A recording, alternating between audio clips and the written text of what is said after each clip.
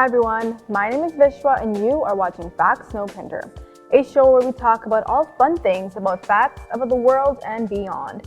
In this episode, we will be talking about my favorite season here in Toronto, some of the cool things about it, and maybe even take a stroll down some of the places we will talk about today. Spring in Toronto brings forth a transformation of the landscape and activities after not so fun winter. So let's talk about it. Without further ado, let's get into this episode. First, we will talk about the science of spring here and some facts about it. Did you know that the vernal equinox, which is around March 19th, is the point where the sun is exactly above the equator, which means that the length of day and night is the same as it marks the beginning of spring in the northern hemisphere. So the transition from winter to spring also involves heat being transferred. As the sun's rays become more direct, the land and water absorb solar energy, which makes the temperature higher and higher and higher. It brings us to the fact that warmer temperatures and more sunlight activate some of the plant processes such as photosynthesis. This leads to the blossoming of flowers and the growth of new leaves and green leaves, which obviously I missed.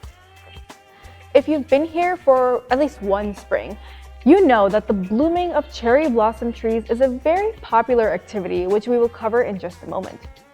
But the conditions need to be very specific. The ideal conditions are sunny and warm days with cool and clear nights. The temperature should be 5 degrees to 15 degrees, but when temperatures are greater than this, the development of these trees are much faster. Peak bloom is about 4 to 10 days, which is honestly a quite short amount of time. There are various places in Toronto that have cherry blossom trees, including Trinity Bellwood Park and High Park around late April to early May.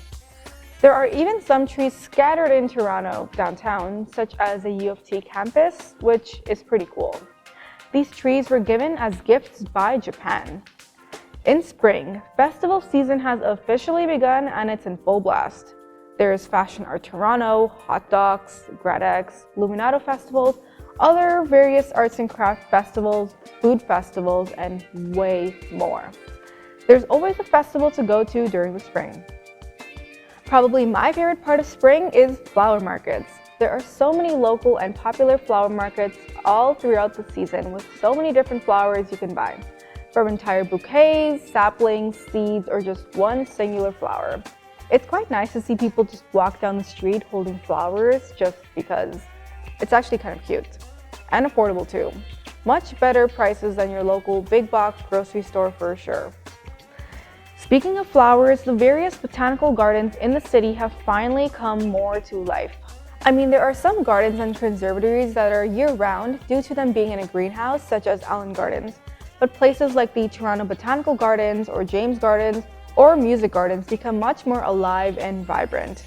And this is a great place to just chill and journal or meditate or walk around or something. I love to go to gardens because it just makes me feel so much more zen and chill and see plants that would otherwise not grow here just randomly on the street, specifically succulents. I love succulents. Another cool thing you can do in Toronto is explore the city's ravines. This is something I will never stop recommending because with Toronto being the city with the most ravines in the entire world, it's definitely something that the general public should take more advantage of. Whether you're just biking, jogging, or walking your dog, taking a stroll, there for photography, there's a lot of wildlife, or seeing the wildlife. I highly recommend going to a ravine. If you've watched previous seasons of the show, you know my passion for ravines. Plus the ducks and gooses or geese, so cute. I think that's a good way to end this episode off with. With a very interesting winter for sure, I am glad we are finally getting into warmer and more greener times. I tell myself every year that I'll take advantage of everything spring offers, but then I'm just a blanket burrito for most of it. But for this year, I will for sure take advantage of it. Thank you for watching Facts No Printer, and I hope you learned something new on this episode. See you next time. Bye.